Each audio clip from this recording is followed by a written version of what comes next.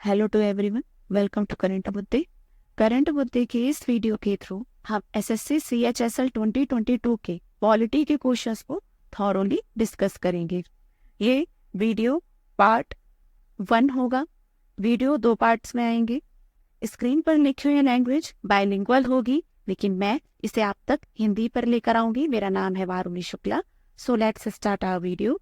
Very first question, भारतीय संविधान के निम्नलिखित में से कौन से प्रावधान को हमने कनाडा के संविधान से लिया है? सही आंसर है सर्वोच्च न्यायालय की सलाहकारी अधिकारिता। अर्थात अगर किसी की आवश्यकता है, विशेषकर राष्ट्रपति जी के लिए है,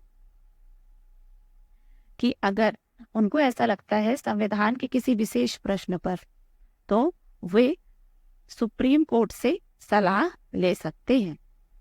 ठीक है, अगर सुप्रीम कोर्ट चाहे तो सलाह देने से मना भी कर सकता है, और राष्ट्रपति जी सलाह लेने के बाद उसको मानने के लिए बाध्य भी नहीं है। ठीक है, तो और क्या क्या हमने कनाडा के संविधान से लिया है? अशिष्ट विधायी शक्तियां जो कि केंद्र में निहित होती है, और राज्यपालों की नियुक्ति केंद्र सरकार के द्वारा की जाएगी। एक सशक्त केंद्र के साथ संघीय व्यवस्था, इसको समझते हैं। देखिए, हमारा जो भारत है वह राज्यों का संघ है। ठीक है, ऐसे स्थिति में ये विपरीत जो विभिन्न प्रकार के राज्य हैं उनको मिलाकर एक संघ जो बने, उसका केंद्र कुछ इस प्रकार सशक्त हो कि आने वाले समय में कोई भी विवाद की स्थिति में बंटवारे की ऐसी नौबत ना आए, और राज्यों की भी अपनी स्वतंत्रता बहाल रहे। तो इस सेंटेंस का ये कहने का मतलब है। ठीक है, स्क्रीन पर और कुछ क्या क्या लिखा है? न्यायपालिका की स्वतंत्रता हमने संयुक्त राज्य अमेरिका के संविधान से ली हुई है। ठीक है, अमेरिका के संविधान से ली हुई है। गणतंत्र की अवधारणा यानी कि रिपब्लिकन स्ट्रक्चर ऑफ इंडिया हमने फ्रांस के संविधान से लिया है। चलो नेक्स्ट क्वेश्चन, भारतीय संविधान के किस अनुच्छेद में उल्लिखित है कि बाह्य आक्रमण और आंतरिक गड़बड़ी की स्थिति पे राज्यों की रक्षा करना केंद्र का कर्तव्य होगा? यानी कि अगर कोई हमला होता है तो केंद्र सरकार का यह कर्तव्य है कि वह राज्यों की रक्षा करे। सही आंसर 355। स्क्रीन पर और भी नाम लिखे हुए हैं आर्टिकल्स की। आर्टिकल 353 क्या कहता है? आपातकाल की उद्घोषणा। प्रभाव कहाँ होगा? राष्ट्रपति जी द्वारा जिन क्षेत्रों में आपातकाल लगाया जाएगा उन क्षेत्रों में आपातकाल की उद्घोषणा होगी जो कि भारत सरकार के राज्य क्षेत्र के विस्तार के अंतर्गत आएंगे। विस्तार में राज्य आएगा, केंद्र शासित प्रदेश आएगा, और वो सारे जगहें भी आएंगी जिसको भारत सरकार ने अपने राज्य क्षेत्र के अंदर मिला लिया है। अगर कोई नए राज्य का प्रवेश होता है तो वो भी इसके अंतर्गत शामिल होगा, अगर राष्ट्रपति शासन में उल्लिखित है तो। आर्टिकल 356 क्या कहता है? आर्टिकल 356 क्या बोलता है ये? अगर किसी राज्य में संवैधानिक तंत्र विफल हो जाए, संविधान का अतिक्रमण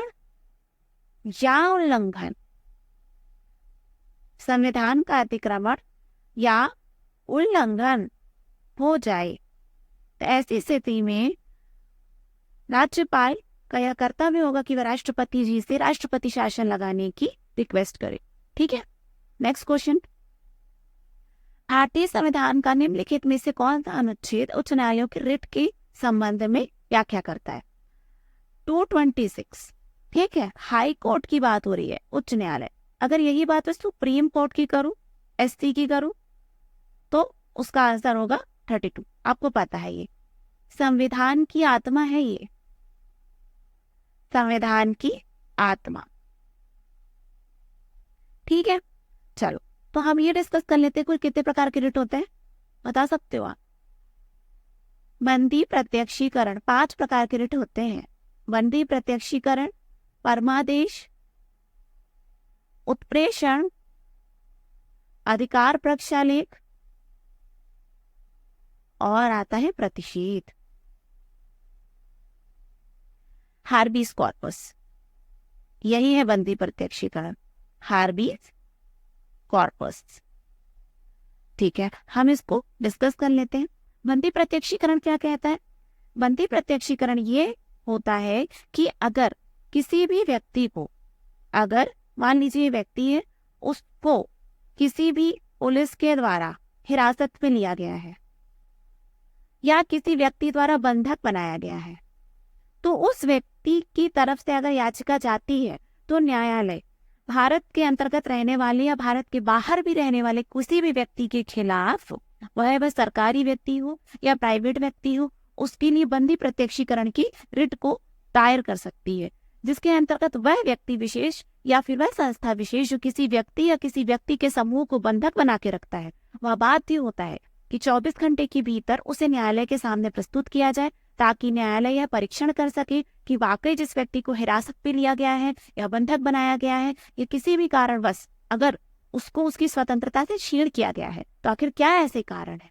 अगर वह न्याय संगत होता है तो उसकी एक विधिक कार्यवाही के तहत उसको हिरासत में रखा जाता है, और अगर न्याय संगत नहीं है तो व्यक्ति मुक्त किया जाता है। ठीक है। परमादेश, परमादेश क्या कहता है?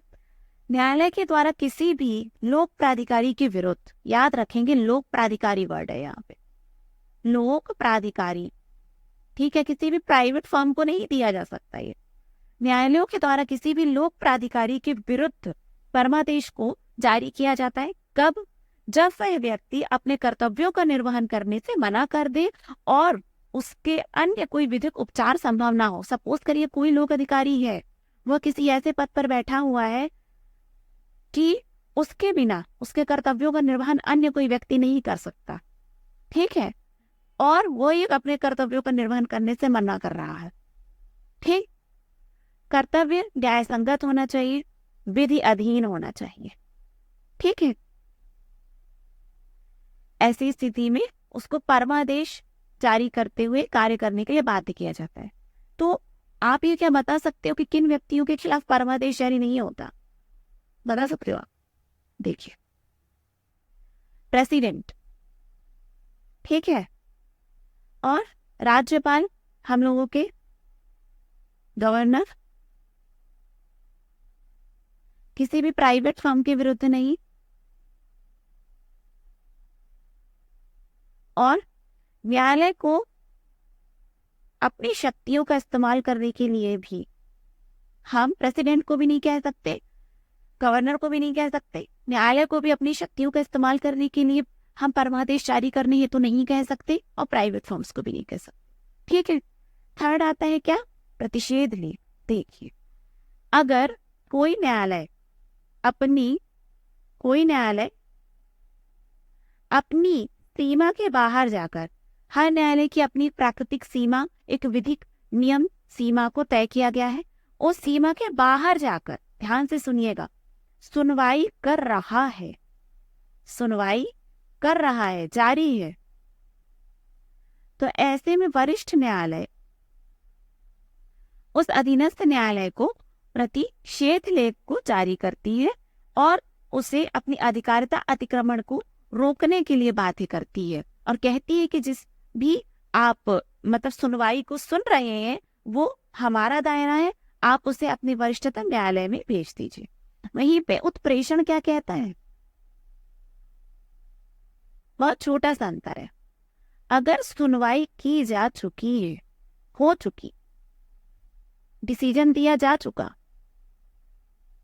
ठीक है, डिसीजन हो चुका, तो ऐसी स्थिति में वरिष्ठ न्यायालय अपने अधीनस्थ न्यायालयों को कहता है कि अब जो आप सुनवाई कर चुके हैं वो आपके अधिकारिता से बाहर का मामला था, आप उसे हमारे न्यायालय में वापस भेजिए, और वह जो सुनवाई का डिसीजन है उस मात्रा तक शून्य होता है जिस मात्रा तक वह मामला अधिकारिता से बाहर हो, किसके? अधीनस्थ न्यायालय के। अगर पूरा का पूरा मामला, हर एक बिंदु अधीनस्थ न्यायालय की प्राकृतिक सीमा के बाहर का था तो वह पूरा का पूरा मामला रद्द होगा। अगर कोई ऐसा बिंदु जो कि उनके प्राकृतिक सीमा के अंतर्गत तो आता था परंतु उसको रद्द करने के बावजूद भी दिए गए डिसीजन पर कोई खास प्रभाव नहीं पड़ रहा, वो बना हुआ है, तो भी उसको पूरी तरह रद्द किया जाएगा। ठीक है। और क्या है? अधिकार परीक्षा। अगर कोई व्यक्ति किसी पद पर आसीन है जो कि उसकी वैधता को सत्यापित नहीं करता, भाई मैं अगर जज बन जाऊं और मैंने जज की परीक्षा को पास नहीं किया, मैं जज बनकर कोई डिसीजन देने लगूं, तो मुझे न्यायालय के द्वारा इस प्रकार अधिकार परीक्षा एक रिट जारी की जाएगी कि आखिर आप किस अधिकार से, किस अधिकारिता का उपयोग करके अपनी जज की शक्तियों का प्रयोग कर रहे हैं। मेरे द्वारा दिए जाने वाले सारे निर्णय होंगे क्या? अवैध।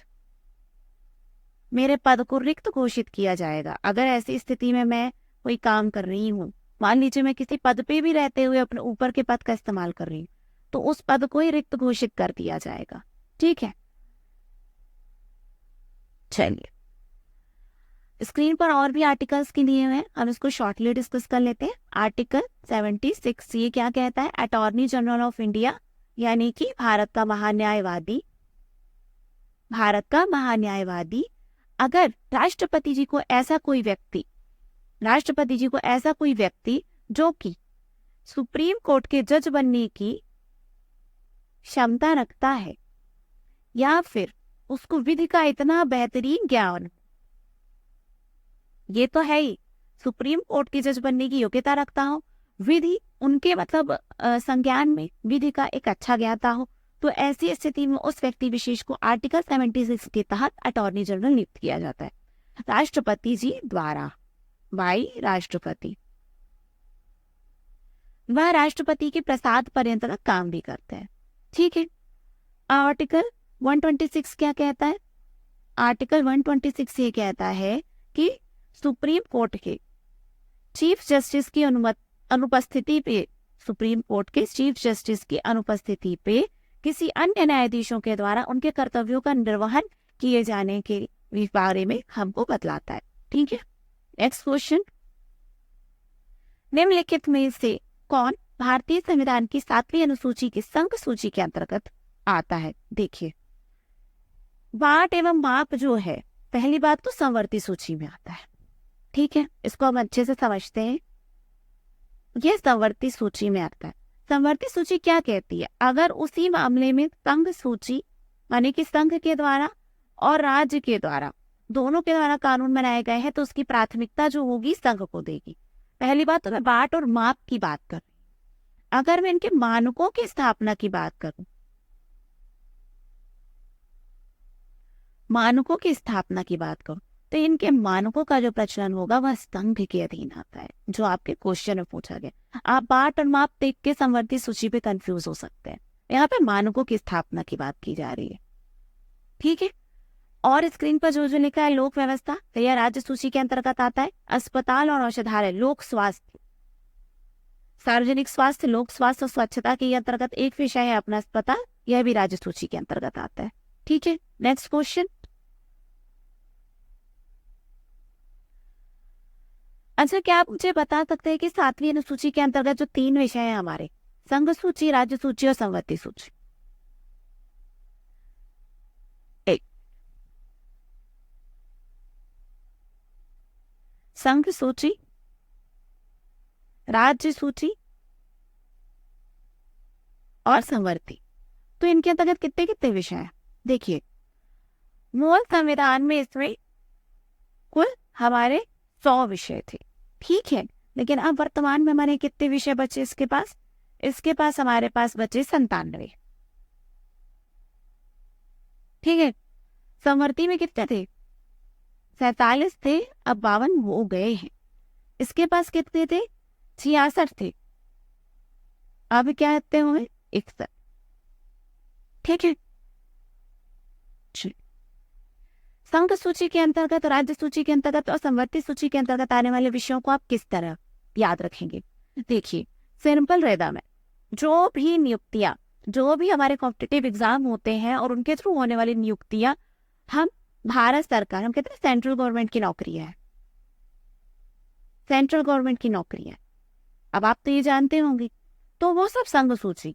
एग्जाम्पल क्या? रेलवेज, बीमा, LIC वगैरह, डाक एवं तार, पोस्ट ऑफिस की नौकरियां, तार, टेलीग्राफ फैक्ट्री में पहले जो भर्तियां होती थी। ठीक है। दूर संचार, हमारा BSNL, है ना, रेलवे सबने कर लिया। अणु शक्ति, तारापुर पावर प्लांट वगैरह की जो भी हमारी नियुक्तियां होती हैं वो इसी के अंतर्गत आती है। सीमा क्षेत्र, कस्टम, ठीक है। और क्या, अंतरिक्ष अनुसंधान, इसरो के अंतर्गत आने वाली कोई भी वैकेंसी, हालांकि इसरो अपनी नियुक्ति स्वयं करता है लेकिन वो भारत सरकार की तरफ से काम करते हैं, उसमें भारत सरकार सेवार्थ वो नियुक्तियां होती है, ठीक है। और क्या है, अणु शक्ति वगैरह बना दी। हाँ,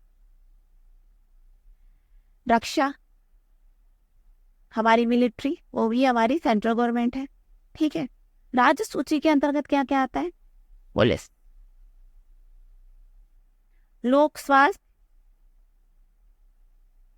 व्यवस्था, प्रशासन, लोक प्रशासन, लोक प्रबंधन, ठीक है, कृषि, पशुपालन, सिंचाई, जेल, पुलिस के अंतर्गत जेल भी आता है ना हमारा, जेल, पुस्तकालय, है ना, मत्स्य, सड़क, नहर, नहर का काम है, सड़क का काम है, ठीक है। सड़कें जो बनती है, जब भी कोई केंद्र सरकार के द्वारा बनाई जाती है उसमें साफ लिखा होता है नहाई, दो, बॉर्डर रोड ऑर्गेनाइजेशन वगैरह, ठीक है। लेकिन ये जो सड़क की विशेषता होती है वो राज्य सरकार की राज्य सूची के अंतर्गत आती है। मत्स्य पालन, है ना, कुक्कुट पालन, क्योंकि ये सब हमारे वो सब कृषि के अंतर्गत आजकल इसको गिना जाने लगा। तीर्थ यात्रा, ये कुछ नए मैं आपको बता रही जिन्हें आपको याद रखने की जरूरत है, ठीक है। नेक्स्ट क्वेश्चन, भारतीय संविधान की प्रस्तावना को हमने किस संविधान से लिया है, हमने संयुक्त राज्य अमेरिका से इसको लिया है। तो क्या आप बता सकते हैं कि संयुक्त राज्य अमेरिका से और हमने क्या क्या लिया है, बता सकते हैं क्या? संविधान की सर्वोच्चता, ठीक है, न्यायपालिका की स्वतंत्रता, न्यायपालिका की स्वतंत्रता, उपराष्ट्रपति का पद, ठीक है, उच्चतम न्यायालय, उच्च न्यायालय और उच्चतम न्यायालय के न्यायाधीशों पर महाभियोग, राष्ट्रपति पर महाभियोग, राष्ट्रपति पर महाभियोग, शक्तियों के पृथक्करण का सिद्धांत, प्रस्तावना भी, मौलिक अधिकार, बहुत कुछ लिया है हमने। मौलिक अधिकार, तो इन सबको देखने के बाद हमको यह समझ में आता है कि हमने बेसिकली अमेरिका से वो सारी चीजों को ग्रहण किया है जो एक व्यक्ति विशेष को, एक संविधान विशेष को, एक ऑर्गेनाइजेशन विशेष को क्या करती है, मजबूत करती है, और हमारी जो सरकारें हैं उनके ऊपर बाध्यता लाती। देखिए ना, आप देख रहे हैं कि राष्ट्रपति पर महाभियोग, उच्चतम न्यायालय, उच्च न्यायालय के न्यायाधीशों पर महाभियोग, क्या ये उनके पर एक अंकुश नहीं लेकर आती? संविधान की सर्वोच्चता, ये संविधान की सर्वोच्चता ये उसके लिए फायदेमंद, मूल अधिकार, ये व्यक्ति विशेष के लिए फायदेमंद। हमारे पास अधिकार नहीं होते तो हम जीते कैसे? न्यायपालिका की स्वतंत्रता, यदि न्यायपालिका के पास स्वतंत्रता नहीं होती तो कार्य कैसे करती? स्वतंत्रता से कार्यपालिका के ऊपर अंकुश कैसे लगाती? ठीक। यूएसएसआर, यूएसएसआर अब हमको मैनरफुल वेज देता है, हमको सारे मैनर्स इसी से मिले हैं। मौलिक कर्तव्य, ठीक है। पंचवर्षीय योजना,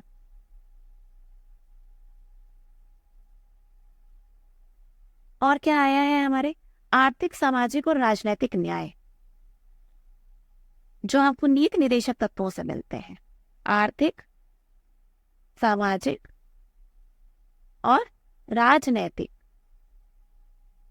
न्याय की अवधारणा,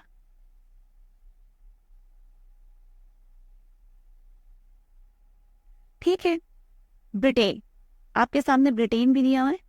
क्या आप बता सकते हैं कि ब्रिटेन, आज जो भी हमारे सामने ढांचा है, हमको ये सुनने को कई बार ताना मिलता है कि वास्तव में अंग्रेजों ने हमें अभी तक आजाद नहीं किया है, क्योंकि हम अंग्रेजों की तो चीजों को फॉलो कर रहे हैं। ऐसा नहीं है, हम वैसे अपना संविधान अपना खुद का स्वतंत्र बना सकते थे। पर क्या ये गलत है क्या कि हम अगर किसी भी अच्छे अच्छे संविधानों से उनके अच्छे अच्छे गुणों को एक्सेप्ट करें? संसदीय व्यवस्था, एकल नागरिकता, द्विसदनात्मक व्यवस्था। हमारे पास 2 सदन है, संसदीय शासन प्रणाली, मंत्रिमंडल की व्यवस्था। देखिए, मंत्रिमंडल व्यवस्था, ठीक है, याद रखिएगा मैंने मंत्री परिषद नहीं मंत्रिमंडल बोला है, ठीक है। मंत्रिमंडलीय व्यवस्था और संसदीय विशेषाधिकार, संसदीय विशेषाधिकार, ठीक है। परमाधिकार रिट, जो हमने अभी अभी डिस्कस किया, परमाधिकार की रिट हमने ही नहीं, ठीक है। नेक्स्ट क्वेश्चन, भारतीय संविधान के 42वें संशोधन के अंतर्गत संविधान की प्रस्तावना में क्या क्या जोड़ा गया? बहुत कुछ स्क्रीन पर लिखा है। धर्मनिरपेक्ष, इसके साथ साथ और क्या क्या जोड़ा गया था? समाजवादी शब्द, धर्मनिरपेक्ष, राष्ट्र की एकता व अखंडता जैसे शब्दों को भी जोड़ा गया था। और क्या क्या जोड़ा गया था? देखिए, नीति निर्देशक तत्व हमें न्यायालय के द्वारा, हम न्यायालय के अंतर्गत वाद योग्य नहीं है, तो लोगों ने बोला कि इसको तो केवल आपने प्यारी प्यारी बातों के रूप में संविधान में शामिल कर दिया, महत्व तो कुछ ऐसा लिया नहीं। तो नीति निर्देशक तत्व को मौलिक अधिकारों से ऊपर वरीयता मिली, मौलिक अधिकारों से ऊपर है ये, ठीक है।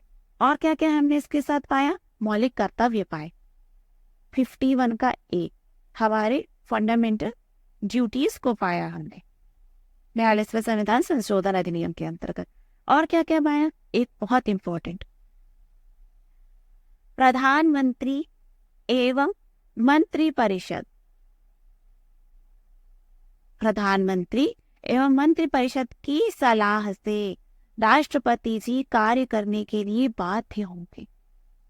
एक बहुत बड़ा स्टेटमेंट, ठीक है। कभी आप थॉरोली पॉलिटी पढ़ेंगे, फिर मैं आपको अगर ये पढ़ाऊंगी तो आपको समझ में आएगा कि राष्ट्रपति जी को इतनी शक्तियां दी हुई है कि अगर ये वाली बाध्यता नहीं रखी जाती तो राष्ट्रपति जी कभी भी हिटलर बन सकते थे, कभी भी वो सारी चीजों को समाप्त करते हुए शून्य पे ले आते और स्वयं ही राजा बन जाते।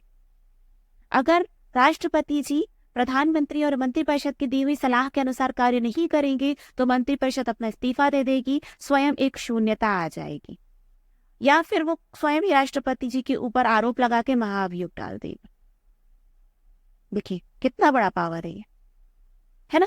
केवल इतनी सी बात कि अगर आप हमारी सलाह से नहीं चलेंगे, ये दोनों एक दूसरे को बाध्य करते हैं। इसी स्टेटमेंट के बाद मंत्रिपरिषद का गठन करना राष्ट्रपति जी के लिए परम आवश्यक माना जाता है। नेक्स्ट क्वेश्चन, भारतीय संविधान के अनुच्छेद 2 के अंतर्गत क्या आता है? देखिए, हम पूरे अनुच्छेद को डिस्कस कर लेते हैं जो इंपॉर्टेंट है। अनुच्छेद 2 के अंतर्गत पहले यहाँ पे नए राज्यों का प्रवेश या स्थापना, मौजूदा राज्यों के नाम, क्षेत्र इत्यादि में होने वाले परिवर्तन, ये किसके अंतर्गत आता है? ये आर्टिकल 3 के अंतर्गत आता है। संघ एवं उसका राज्य क्षेत्र, ये आर्टिकल 1 में आता है, ये भी आर्टिकल 3 में आता है। अच्छा, मैं अगर आपसे आर्टिकल 4 पूछूं तो बेहद इंपॉर्टेंट है। जब आर्टिकल 2 या 3 पूछा जा सकता है आपसे तो 4 नहीं पूछा जा सकता। देखो, आर्टिकल 4 ये कहता है कि अगर नए राज्यों का प्रवेश या स्थापना होती है, मौजूदा राज्यों के नामों में परिवर्तन या फिर मौजूदा राज्यों के राज्य क्षेत्र में अगर कोई परिवर्तन होता है तो आर्टिकल 368 के अंदर इसको संविधान का संशोधन नहीं माना जाएगा, संविधान संशोधन नहीं माना जाएगा। आपने अगर संविधान संशोधन की प्रक्रिया को तो बहुत अच्छे से अगर पढ़ा होगा तो आप ये जानते होंगे कि कितनी ज्यादा बाध्यताएं होती है इसके अंतर्गत। अगर ऐसी स्थिति में अगर इसको संविधान संशोधन माना जाता तो किसी भी राज्य की प्रवेश या स्थापना बहुत अधिक क्रिटिकल हो जाता। नेक्स्ट क्वेश्चन, निम्नलिखित में से कौन सा भारतीय संविधान के भाग 9 के अंतर्गत शामिल किया गया है? चलिए, आपको यहाँ पे स्क्रीन पर लिखा गया है भाग 9। भाग 9 में आती है पंचायतें, यानी कि पंचायती राज व्यवस्थाएं। ठीक है, अगर मैं आपसे 9 का ए बात करूं, 9 के ए के तहत बात करूं, आप बता सकते हैं? नगर पालिका। और 9 का बी, सहकारी समितियां। सहकारी समितियां। ठीक है, आपसे अगर मैं अनुसूचित जाति और जनजाति क्षेत्र के बारे में बात करूं, आप बता सकते हैं क्या? 10, 44 का आर्टिकल। ठीक है, अगर मैं आपसे यहाँ पे ये पूछूं कि वित्त संपत्ति संविदाएं और वाद, अगर मैं गलत 3 हूं तो शायद ही 12 के अंतर्गत आते। जी, ये 12 के अंतर्गत आते हैं। संघ और राज्यों के बीच में संबंध 11 के अंतर्गत आता है, भाग 11। ठीक है, और ये भाग 12 के अंतर्गत आते हैं।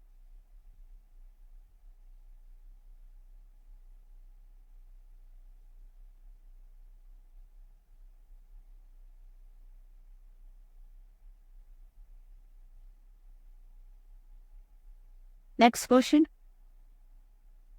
भारतीय संविधान की किस अनुसूची में दल बदल के आधार पर अयोग्यता के प्रावधानों का उल्लेख किया गया है? देखिए, 10वीं अनुसूची की बात की जा रही है, जहां पे दल बदल के आधार पर अयोग्यता के संबंध में प्रश्न मतलब उल्लेख है। अगर मैं आपसे पूछूं किस आर्टिकल के अंतर्गत इसका व्याख्यान है? 101। अगर आपसे अनुसूची पूछ रहा है तो डेफिनेटली आने वाले क्वेश्चंस में आपसे आर्टिकल्स पूछ सकता है। 192 और 101 के अंतर्गत बताई गई दल बदल के संबंध में अयोग्यता संबंधी प्रावधानों को बतलाता है। 52वां संविधान संशोधन है ये। ठीक है, अगर मैं आपसे पूछूं कि 9वीं अनुसूची क्या कहती है, वेरी इंपॉर्टेंट, पहला संविधान संशोधन, पहला संविधान संशोधन कॉन्स्टिट्यूशनल अमेंडमेंट, जो कि भूमि सुधार, जमींदारों का उन्मूलन, नाम याद से रखिएगा, भूमि सुधार, जमींदारों के उन्मूलन के पश्चात अधिग्रहित की जाने वाली भूमि के संबंध में न्यायिक संपरीक्षा को निरस्त करता था। न्यायिक संपरीक्षा, यदि कि न्यायालय में जाके कोई बोल दे जमींदार कि हमारी जमीन ले ली गई, हमारी इतनी सारी जमीन, तो नहीं माना जाएगा, क्योंकि आपके पास आपने ये सब शोषण करके ली हुई है। परंतु केशवानंद भारती केस के बाद इन्हें कुछ हद तक न्यायिक समीक्षा पर लेकर आया गया, कुछ हद तक न्यायिक समीक्षा के अंदर आई है 1972 के बाद, अगर मैं गलत नहीं हूं। ठीक है, 11वीं अनुसूची क्या कहती है? 11वीं अनुसूची आप सब जानते हैं, 73वां संविधान संशोधन हुआ था, 29 विषय शामिल किए गए।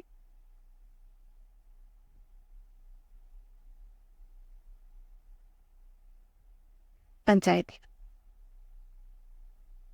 ठीक है, पंचायती राज। और 12वीं नगर पालिका। 74th अमेंडमेंट 18 विषय को लाए। ठीक है, नेक्स्ट क्वेश्चन, संघ सूची के अंतर्गत नहीं आने वाले पॉइंट को बताना था। तो नशीली शराबी, शराब से संबंधित अगर कोई भी चीज है, हालांकि पहली बात तो शराब जो है इसको जीएसटी के दायरे से बाहर रखा गया है, ये राज्य सूची के अंतर्गत, ये आप याद रखेंगे। Next question, direct tax code bill Bharat में कब लाया गया था? ये आया था 2010 में। नेक्स्ट क्वेश्चन, भारतीय संविधान का कौन सा अनुच्छेद कार्यपालिका को न्यायपालिका के पृथक्करण के सिद्धांत को बतलाता है? आर्टिकल 50। आपसे अगर आर्टिकल 41 में पूछूं तो ये क्या कहता है? नीति निर्देशक तत्व है या हमारा, ठीक है, डीपीएस। ये क्या कहता है? बुढ़ापे, बेरोजगारी, बेरोजगारी, बीमारी या आवश्यकता की स्थिति में काम, शिक्षा और लोक सहायता, काम, शिक्षा और लोक सहायता प्राप्त करने का अधिकार हर व्यक्ति का है। ठीक है, सरकार बाध्य है। आर्टिकल 51 आपसे क्या कहता है? अंतरराष्ट्रीय संधि या सुरक्षा या विवाद के मामलों में राष्ट्र एक मध्यस्थ के रूप में काम करेगा। 40 आप सबको पता होगा, ग्राम पंचायतों की स्थापना, ग्राम पंचायतों की स्थापना और स्थायी स्वशासन को एक इकाई के रूप में जाना जाना, हमारे प्रशासन की एक इकाई के रूप में इसको जाना जाएगा। नेक्स्ट क्वेश्चन, भारतीय संविधान में किस देश के संविधान से कोई भी विशेषता नहीं? हमने चीन से कुछ एक्सेप्ट नहीं किया। ठीक है, हमने चीन से कुछ एक्सेप्ट नहीं किया। मैं आपसे ब्रिटेन और संयुक्त राज्य अमेरिका को ऑलरेडी डिस्कस कर चुकी। फ्रांस, फ्रांस से हमने क्या लिया है? Liberty, equality, fraternity, liberty, equality, fraternity. ठीक है, और क्या क्या लिए? रिपब्लिकन स्ट्रक्चर, गणतंत्रात्मक ढांचा। नेक्स्ट क्वेश्चन, अनुच्छेद 17 के तहत समाप्त किस हमारी अव्यवस्था को किया गया? अस्पृश्यता, यानी कि अस्पृश्यता, छुआछूत। नेक्स्ट क्वेश्चन, भारत के संविधान का कौन सा अनुच्छेद नियंत्रक एवं महालेखा परीक्षक की लेखा संपरीक्षा रिपोर्ट से संबंधित है? क्वेश्चन में लिखा पूछा है आपसे, लेखा संपरीक्षा रिपोर्ट से संबंधित है, अर्थात लेखाओं संबंधी प्रतिवेदन राष्ट्रपति के समक्ष प्रस्तुत किया जाएगा और इसे संसद के पटल पे रखा जाएगा। देखिए, ये सारे ही आर्टिकल वैसे नियंत्रक एवं महालेखा परीक्षा से संबंधित है। आर्टिकल 148 नियंत्रक एवं महालेखा परीक्षा के संबंध में आपसे व्याख्या करता है कि जिसकी नियुक्ति राष्ट्रपति जी के द्वारा की जाएगी। आर्टिकल 149 अन्य प्राधिकरण एवं निकायों और खातों के संबंध में ऐसी शक्तियों के प्रयोग के बारे में आपसे व्याख्या करता है जो कि लेखा नियंत्रक एवं महालेखा परीक्षक जी के परामर्श के बाद संसद के द्वारा बनाई जाए। शक्तियों की निर्धारण, आखिर किस प्रकार के वे खाते होंगे जिनका संपरीक्षा नियंत्रक एवं महालेखा परीक्षक द्वारा की जाएगी? उनके निर्धारण, शक्ति संप्रयोग,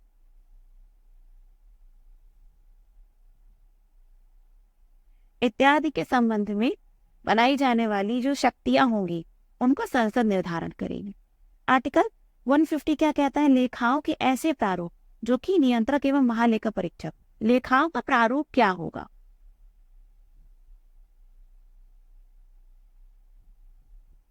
प्रारूप क्या होगा?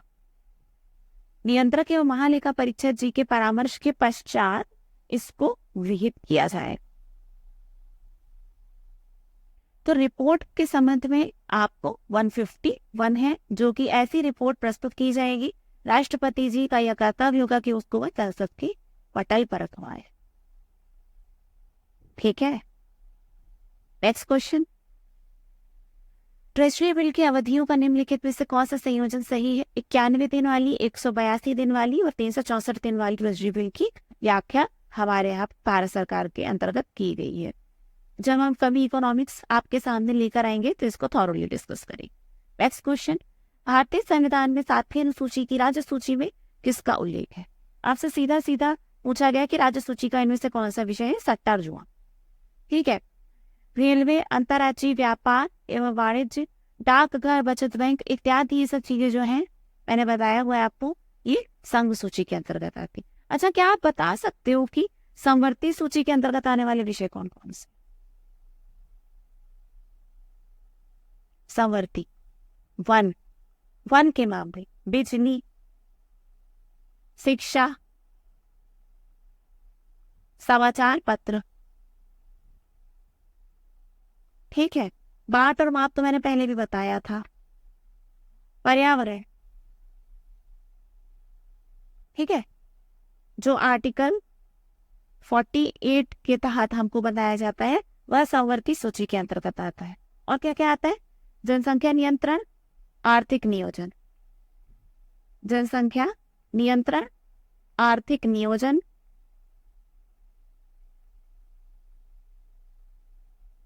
और क्या क्या आता है? श्रम कल्याण,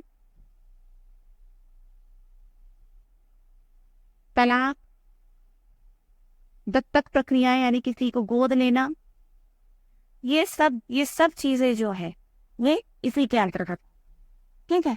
हाँ, स्टाम्प ड्यूटीज जारी करना,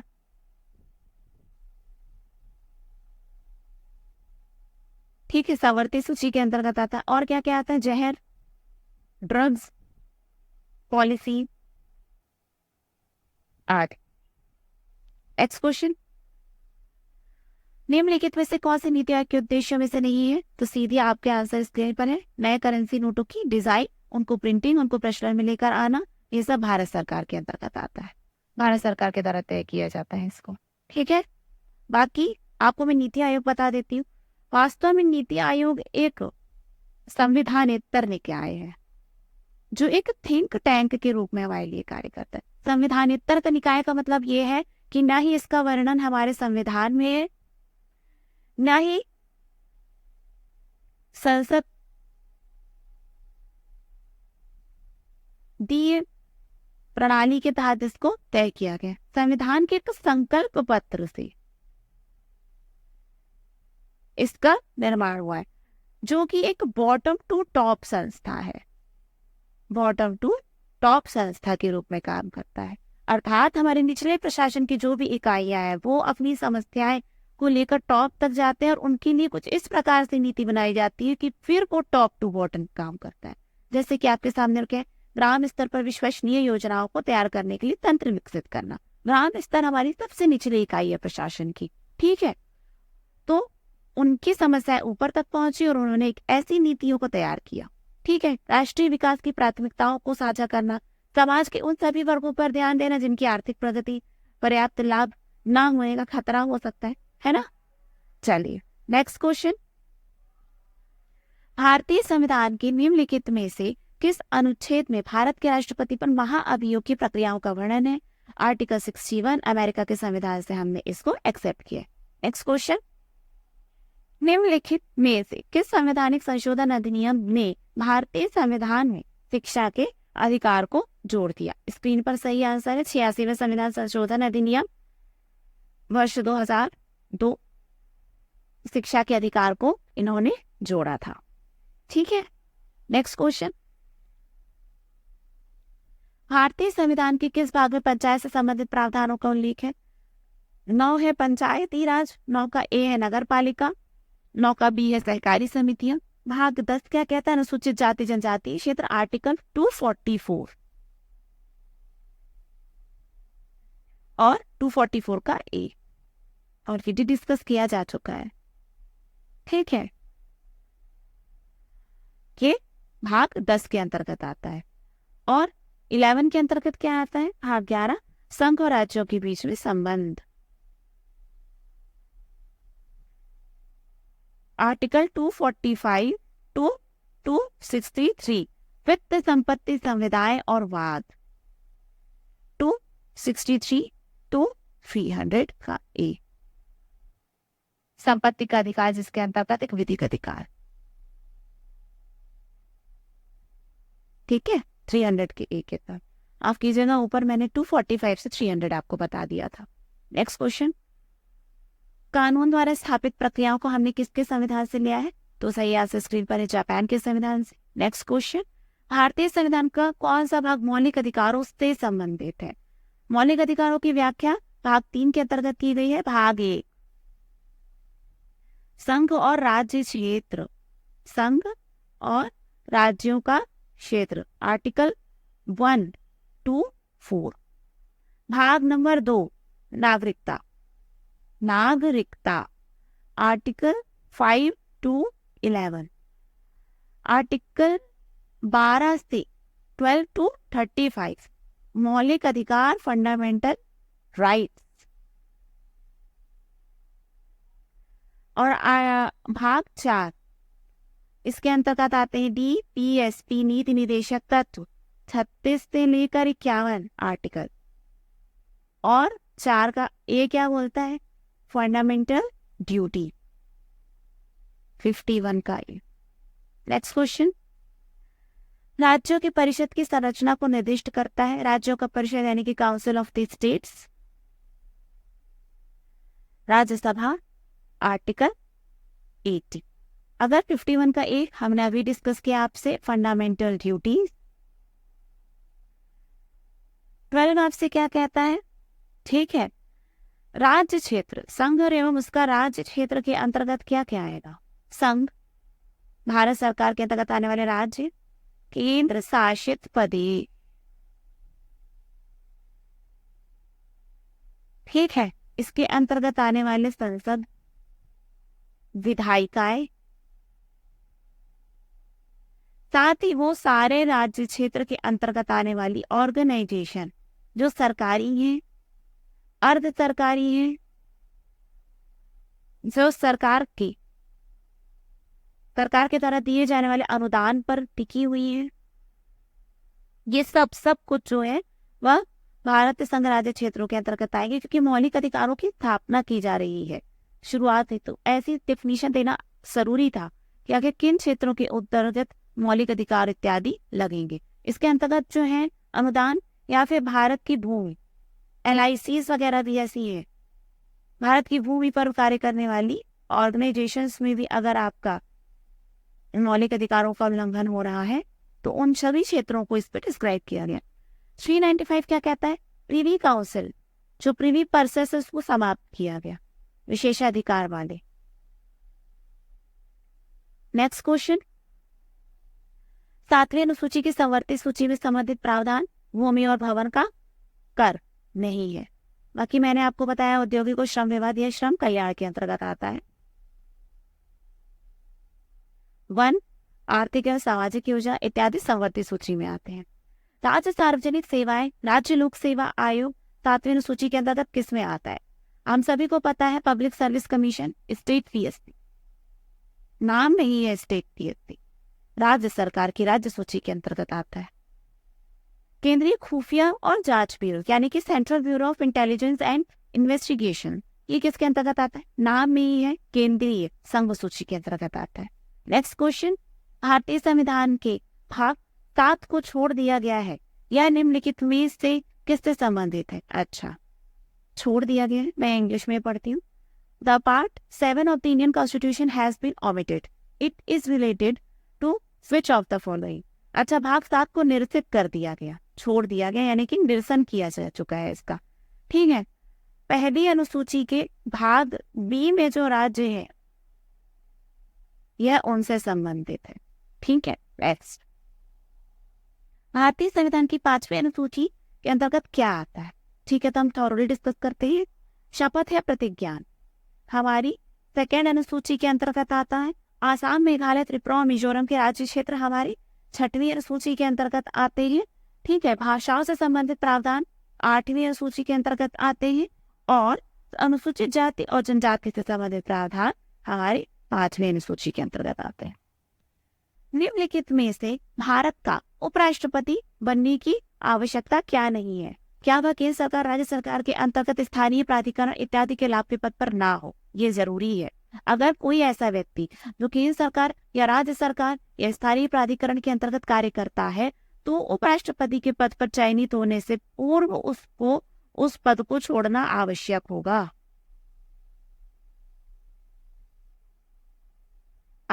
होगा। भारत का नागरिक होनी चाहिए, जी बिल्कुल। ठीक है, राज्यसभा का सदस्य चुने जाने की योग्यता होना चाहिए, जी बिल्कुल। और 40 वर्ष की पूर्ण नहीं, राज्यसभा का सदस्य नियुक्त होने की योग्यता है कि 30 वर्ष की वह उम्र को पूरा कर ले। ठीक है, यही है इनके लिए। लोकसभा का क्या है? लोकसभा का सदस्य चुने जाने की योग्यता के लिए 25 वर्ष की आयु को पूर्ण करना चाहिए। राष्ट्रपति जी के लिए क्या है? 35। ठीक है, 25 वर्ष की आयु में लोकसभा का सदस्य बने जाने की योग्यता रखने वाले व्यक्ति को चुना जा सकता है। 21 वर्ष ग्राम सभा, ग्राम पंचायत, स्थानीय स्वशासन, और 18 हमारी वोटिंग। नेक्स्ट, किस अनुच्छेद के तहत संघ की आधिकारिक जो भाषा के रूप में निर्दिष्ट किया गया हिंदी को? अनुच्छेद 343 के अंतर्गत संघ की राजभाषा, राज याद रखिएगा, राष्ट्र नहीं, हमारी राजभाषा है, राजकाज की भाषा है क्या? हिंदी। उसके साथ कौन? अंग्रेजी। शुरुआत में केवल 15 वर्षों के लिए रखा गया था, लेकिन हिंदी को पूर्णतः एक्सेप्ट करने के संबंध में हो रहे विरोधों को देखते हुए और हमारे जो नॉर्थ ईस्ट स्टेट्स हैं, हमारे जो साउथ सदर्न स्टेट्स हैं, उनकी मांग को देखते हुए अंग्रेजी को भी बनाया गया है। ठीक है, नेक्स्ट क्वेश्चन, भारतीय संसद के पास भारतीय संविधान के किस अनुच्छेद के माध्यम से व्यापार, वाणिज्य तथा इन सभी पर प्रतिबंध लगाने की शक्ति है? अनुच्छेद 302। 300 का एक हमको क्या बोलता है? संपत्ति का अधिकार हमारा विधिक अधिकार होगा। नेक्स्ट क्वेश्चन, भारतीय संविधान के किस अनुच्छेद के तहत प्रधानमंत्री परिषद का प्रमुख होगा? प्रधानमंत्री मंत्रिपरिषद का प्रमुख होगा 74 का एक्चुअली ए पार्ट ये बोलता है। ठीक है, 74 के अंतर्गत प्रधानमंत्री के पद की व्याख्या की गई है। चार कि लोकसभा के बहुमत दल का नेता जो होगा वह प्रधानमंत्री कहलाएगा। इसके अतिरिक्त अगर सरकार बनाने वाली पार्टी होगी, अगर उसका कोई व्यक्ति ऐसा भी है कि वह लोकसभा का सदस्य नहीं है, कई बार ऐसा देखा गया है कि ऐसे भी व्यक्ति को जिसके पास बहुमत प्राप्त होता है उसने राज्यसभा से भी उठाकर, कई बार तो विधानसभा से भी उठाकर किसी एक व्यक्ति को सदस्य यहाँ पे प्रधानमंत्री बनाया है। ठीक है, देवगौड़ा जी थे, है ना। नेक्स्ट क्वेश्चन, दलित वर्गों को प्रांतीय और केंद्रीय विधान परिषद में आरक्षित सीटें कब मिली, लेकिन उन्हें आम मतदाताओं द्वारा वोट दिया जाना था? कुल मिलाकर इन्होंने दलित वर्गों की सीटें कब आई, इस पे पूछा है 1932। नेक्स्ट क्वेश्चन, अनुच्छेद नंबर 26 किस बारे में बात करता है? धार्मिक मामलों के प्रबंधन की स्वतंत्रता। ठीक है, धार्मिक मामलों के प्रबंधन की स्वतंत्रता की बात करता है। अल्पसंख्यक वर्ग के हितों के संरक्षण के बारे में क्या करते हैं, क्या कौन सा आर्टिकल है?